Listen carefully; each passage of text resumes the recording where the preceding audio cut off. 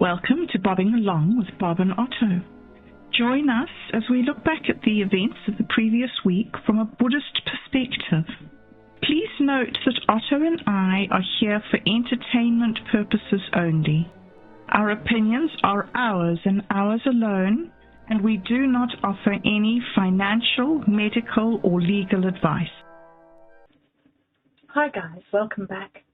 This week we have a slightly different format for our show. We aren't looking at articles this week. We watched this little excerpt of What Christmas Meant to C.S. Lewis, which we found on War Room 58's channel on Minds.com. So thanks, War Room. Interesting share.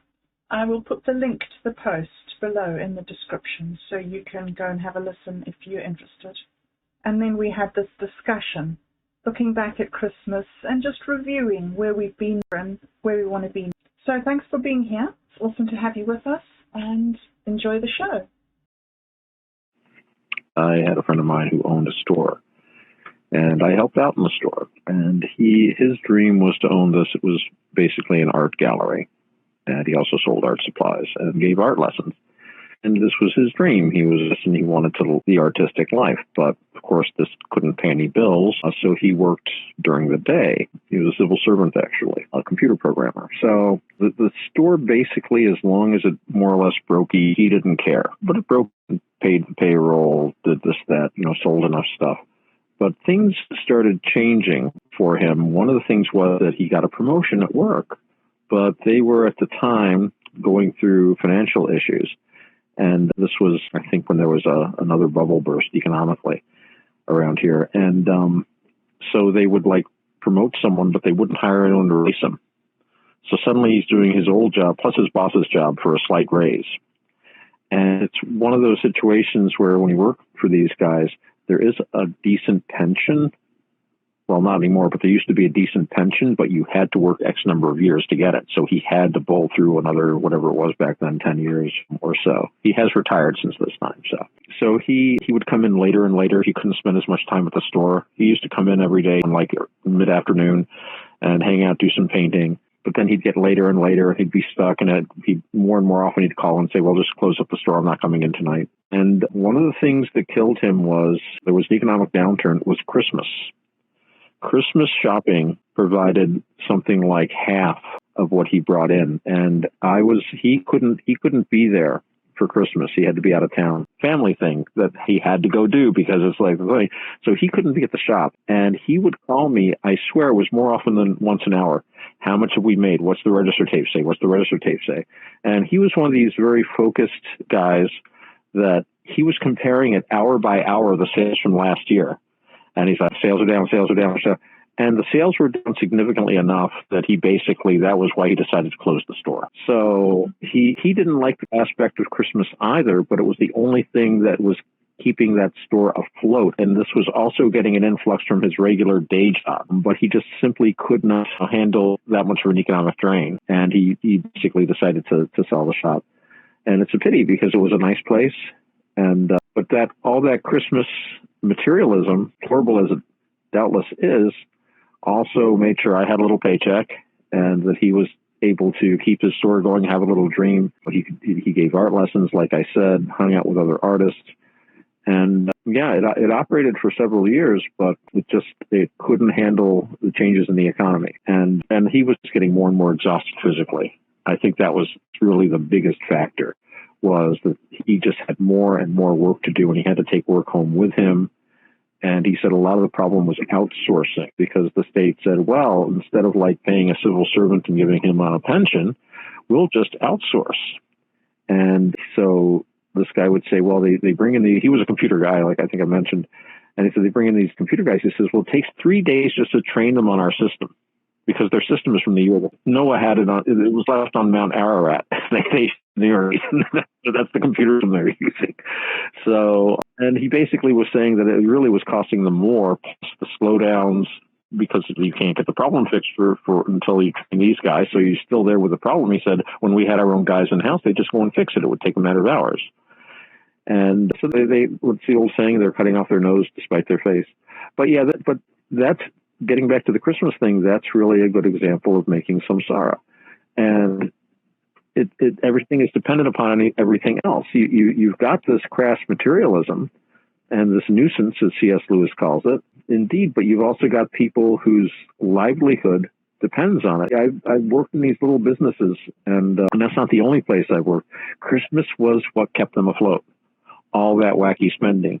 Yeah, I worked at this other store, and same thing, and I usually would work Christmas Eve because I don't have any small children or anything like that. And even though I kind of stay away from the crass materialism of Christmas myself, I understand if you've got little kids, you want to be home with them on Christmas. So I was always the guy, no, I'll work Christmas. I'll take the time and a half, actually double time for the holiday and the overtime or whatever. And I worked Christmas Eve at this place. And I remember when I was making sales right up till closing. And I remember locking the door and turning off the light and just all the tension about finally over. Because you do pick up on the tension of all the customers, even though I don't do cards, I don't do presents. My friends all know this. I don't do Christmas. The only person that gets a card is my mom because she expects her card every year. So that's my mom. All right. But other than that, the number of Christmas cards I've ever sent, I can probably count on one hand. So, yeah, but you get all worked up. And I remember I was how old was I? I had to be like 19, 20. Had a pretty good job at the time. And it was Christmas time. And all of a sudden, it's like, I got to get a present for this guy. And I was running around, and I had spent a huge amount of it for the time. I think I'd spent close to $1,000. And this is like I said, when I was like 19, that was a lot of money. Just buying presents for people. And then suddenly and I'm like, wait, I forgot. And I suddenly hit me and said, what the fuck am I doing? Look at that. And like that was after that, no more Christmas. No more Christmas. Mr. Grinch, that's me. I said, no Santa, no elves, no trees, no this, no that. Well, actually, to tell you the truth, we did try to keep a tree when I first moved there. We've set it up, and we actually went out and chopped one down. We brought it back. We set it up. The cats pulled it down. Back up. The cats pulled it down. We set it back up, tied it up with string. The cats pulled it down. You see where this is going. We didn't bother with the tree. It was just like this. Most of the time it was on its side, and it was like, wow, just kind of. But it's all samsaric because it's unskillful. Everyone's miserable, but they're trapped in it because it perpetuates itself. The social pressure perpetuates the economic drive, and the economic drive perpetuates the existence of these businesses, which are clinging by the times when I've seen clinging by their fingernails. And they don't all have nice long fingernails like you, just trying to hold on. And Christmas is a huge part of a lot of their stuff. But like one place, it was like half of his receipts for the year was Christmas.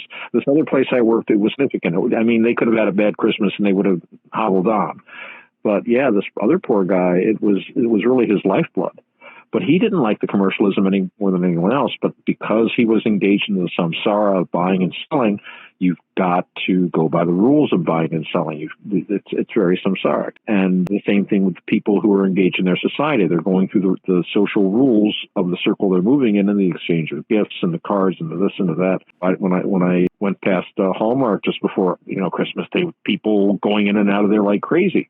Any other time of the year, if I go in there to get, like, again, birthday card for my mom or something, crickets and stuff, I'm sure they do more than half their business over Christmas because very few bother sending St. Martin's Day cards or anything like that anymore. Isn't this an interesting reflection on society that we all of us have the same holiday and give presents and use a half of our annual expenditure on this one holiday of the year? I mean, everybody's participating in this. And I know everybody says, oh, it's so awful and it's so stressful, but nobody stops doing it. It's some people do. An en masse activity, even though it's no longer religious. Well, that's, of course, there's a couple of levels of that. Of course, some people do turn away from it. I do. A lot of other people do, but you don't hear about them because who wants to read about person doesn't tell it. It's boring. People want Christmas stories. They see people having fights and Black Friday and stuff like that. All the and millions of people do. And like I said, it drives a lot of the economy. But at the same time, there are other people that simply don't engage with this. And again, this is part of what I talk about, like the huge blind spots that the establishment narrative has. That's what happened in 2016. They had huge blind spots about what was going on, and still do. They only report on the things they want to push as the narrative and as reality, and as a consequence, they ignore themselves 90% of what's actually going on. So they are themselves the victims of their own narrative, their own blindness that they push. And of course, the narrative is in large part constructed to make them feel better, too. This is a mass becoming. They're taking on an identity in this world, and the identity is being heroes and the good guys. And we know how that's done. Your opponents are bad guys, and if you want to be, if you're making yourself heroic angels, then that means that your opponents are demons, devils, and completely deplorable. And what was the other? Did she say irredeemable or something like that? Which is really kind of worse than deplorable, but deplorable stuck. I think it was deplorables and irredeemable was the phrase she used. And I thought irredeemable was even worse if you think about it, at least from a theological viewpoint. Do you remember that there was that bit in Moby Dick where the two captains were arguing, and one said something about, well, I wouldn't have something about his conscience, and the other guy says, well, I don't know if your conscience is drawing 10 fathoms or some number like that. Says, but it might be enough to pull you down to the fiery pit. And the other guy says, fiery pit? How dare you suggest that any other human being? And they old Quakers, and this is important to people at the time. To tell someone that they were damned was at one time taken seriously and seen as, how dare you say that? Also blasphemous. Who are you? Especially for those old Quaker types. That Calvinistic strains of those guys are. So, yeah, it's that irredeemable. That's basically what you're saying as far as sorry, Jesus doesn't want to talk to you. But as people draw apart and sort of pursue these extreme individualist opinions and attitudes, you get this inability of people to come together with different points of view. And so you get these words being bandied about like deplorable or irredeemable or mentally ill, all the rest of the ugly things that people say about each other. And frog poster. Much too cozy.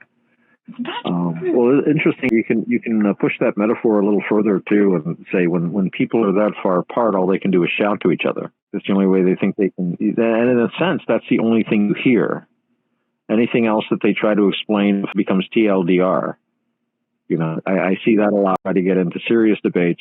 So it's in order to cross that gap, they have to shout really loud, and you can't have complicated words. So solid Anglo-Saxon 1 and 2 syllable words are the preferred medium of communication. And I saw that the other day. Somebody had posted something about government. I think I might have talked about it before, and I responded with a meme, and he immediately became abusive, not horribly abusive, but fairly abusive, very impolite. And so I responded, and he responded, and I responded very calmly, and then he calmed down and explained that this was his idea. He was very excited about it. And you can tell, I don't think a lot of people talk to him. And so he was happy to have someone to, and he sent me a link to his website where he's got a book that he wrote, and it's basically based on his PhD thesis and this and that. And he seems like a nice guy. I looked at a little of his stuff. I haven't had time to really examine. He seems to want to recreate the Athenian democracy as a solution to our democratic ills. I shot him one of O.C. Schur's videos on the Constitution of Athens. I sent him one of the simpler ones. He's like, "Oh, I'm familiar with all this stuff." I already said, "Oh, okay, groovy." And so he seems like a nice guy. And when I have a chance, I'm going to check out his. I mean, it wasn't like a major exchange, but it was interesting because I had a decent conversation with a guy. But at first, he was very. And I don't blame him. And I probably was a little bit too, because there's a certain brashness in online communication. But the way to open that is with a calm, intelligent response and a certain amount of humor. Especially, without humor. I think also knowing that this is the way. A lot of people come and they want to engage and they want to talk, but they don't understand that there's this sort of like veneer. There's this sort of prickly exterior that you have to be able to cope with. But again, that's samsara, that's the pressure of living with the pressure, isn't it? I was thinking as you were talking, what's the antidote then? And I was wondering if this exuberant giving is part of the antidote of commercialization. and that what the Buddha talked about with gratitude and generosity has somehow become perverted, maybe, with the commercialization of Christmas. And that the gratitude, the giving, and the exchanging gifts could be something a lot more meaningful and less samsaric, or maybe what you call skillful samsara. Yeah. Well, you have to remember the thing about Christmas, and Lewis pointed this out, it was a time for close friends to exchange a small gift. Just as it's nice to, if I go and visit my pal, I might say, stop at McDonald's if you want. Do you want a burger? Or my dad we'd go somewhere and he'd stop and bring like a gallon of ice cream. So you should always bring a little gift when you're visiting a friend, especially if you haven't seen them in a while. And it's just it's nothing major. And this was a common thing at Christmas at that time. But the massive distortion of that caused by, and again, I don't think you're really in a conspiracy about this. It's cupidity and stupidity. You do more Christmas advertising, people buy more presents. Do more Christmas advertising, people buy more presents. Do advertising like, haven't you gotten your present yet? All this sort of thing. These are the pressures. But I mean, you didn't have to think about this. There was a reward mechanism involved. The more you push this, the more money you make. And like I say, and pretty soon you get people dependent upon this. They in themselves don't really consider what they're doing wrong, at least not so wrong that they wouldn't do it. If saying that makes sense. I mean, there's a point where people simply won't go past. Even everyone has a line somewhere, except for probably a few, but it might not be a line we think much of. But yeah, so these guys are doing this. Again, it has to do with being caught up in some stark behavior. And another thing about it is the Buddha does talk about generosity. But the Buddha also talks about the middle way. You should be harmless, and that includes being harmless to yourself. So there's nothing wrong with giving gifts. The Buddha encourages it, and that's a very good thing to do. It expands ourselves as people. But he would never suggest that you give a gift to the point where you're harming yourself. There are people going into hock, or me spending like my whole paycheck and then thinking about where I could borrow more money, and then, well, I don't have to buy any groceries this month. That's wrong. You can't, and that's not really generosity. That's like he said, blackmail. There's something I like to say if I give someone a gift and they say, you didn't have to do this. If I had to do it, it would be a payment. It's a gift. And my father always said, never refuse a gift. It's actually kind of an insult if someone offers you something. And even if they offer you, it's like, here, take this ham sandwich with you. Well, I'm not big on ham sandwiches, but I know someone else that will re-gift things too. That's an old Norse thing as well, and a medieval thing in general. But it does come down to skill and skillful samsara about it. And that's kind of a tongue-in-cheek thing. But really, and I think even the Buddha points out, I believe, that there are activities that are unskillful and activities that are skillful. Most of our activities are mixed, but there are things we can do where we have basically neutral karma.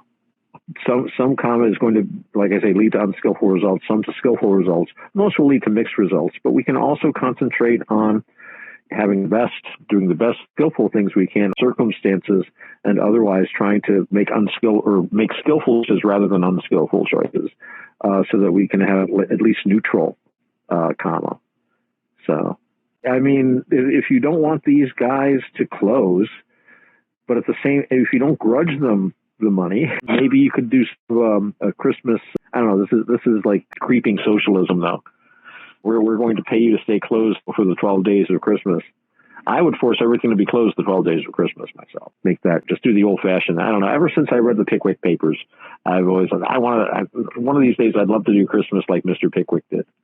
They celebrated all 12 days of Christmas. When you came to spend Christmas with someone, you got there on the 23rd or the 24th, and you stayed there all through the next 12 days for the 12 days of Christmas. And they would have like special dishes and songs and different things they would do. It was not this accelerated, compressed, quick get it over with, and then basically spend the 26th with a terrible hangover, and then kind of recover until New Year's Eve, and then do it all over again. And then they give New Year's Days off, and now everybody's driving around half hungover in the days from this compressed, rather than the more orderly. And of course, traditional people would be going to church every day too. There's specific services for the different days.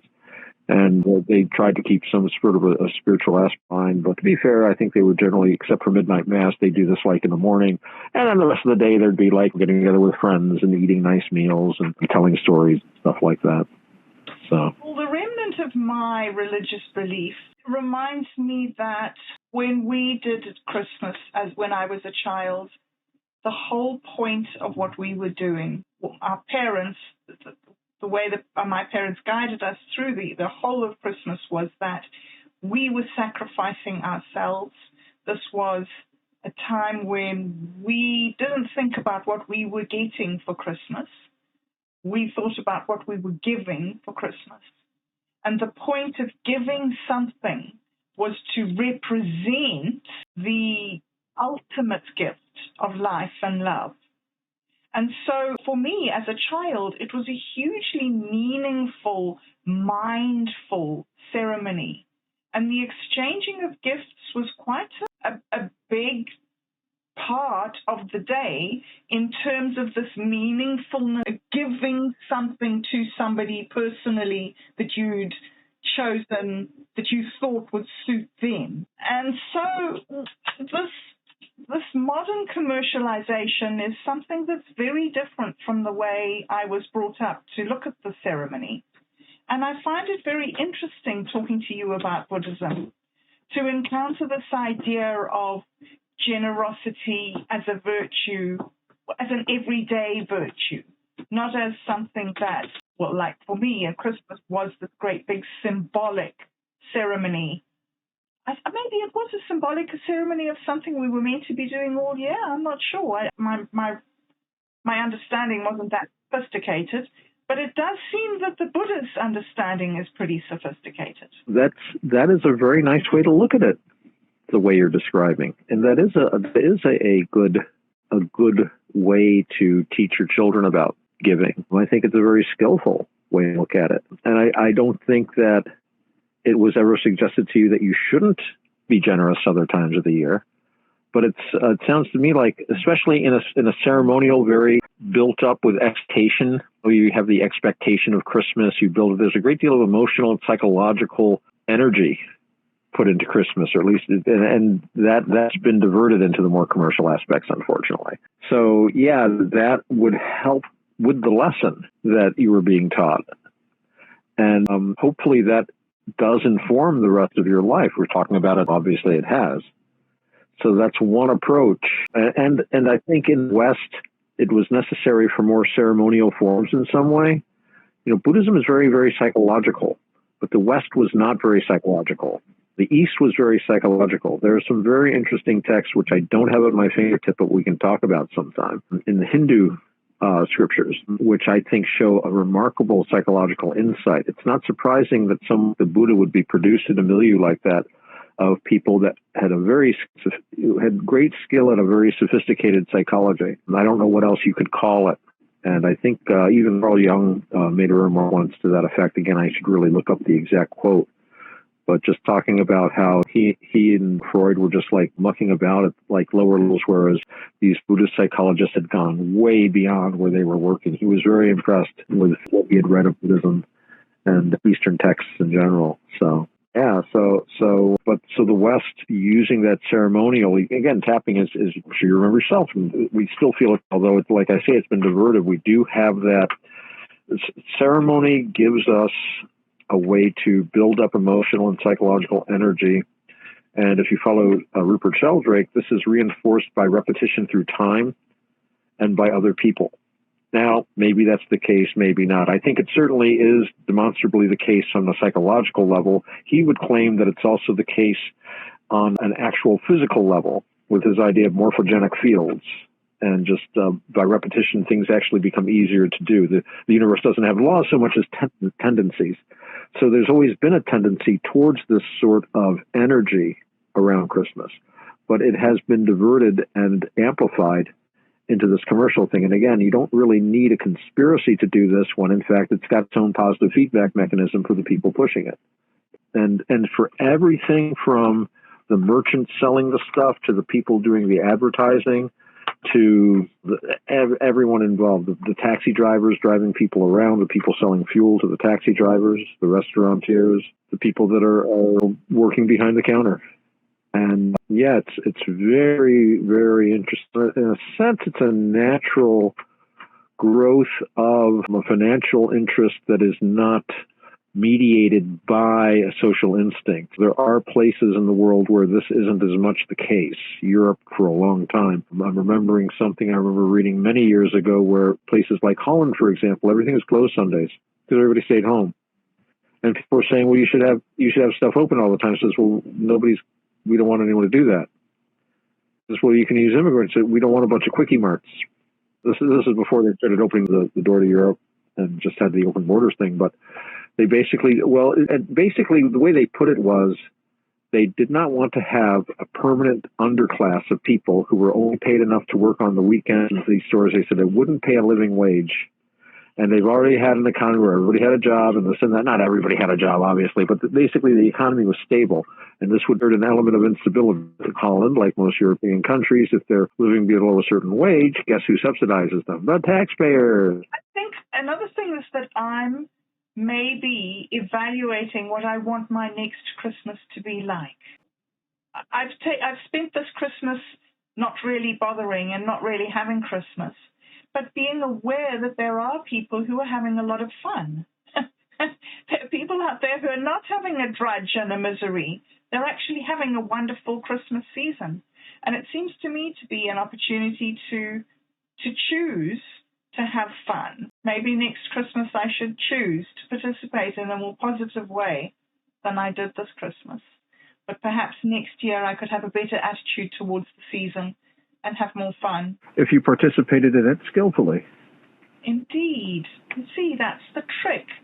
To be skillful, isn't it? That is the transformative thing. And I'll tell you, when I first stepped away from Christmas, it was scary. The amount of social pressure. Not that anyone said anything directly, but I was yelling at myself. Why aren't you sending all these cards? What will your friends think of you? Whatever.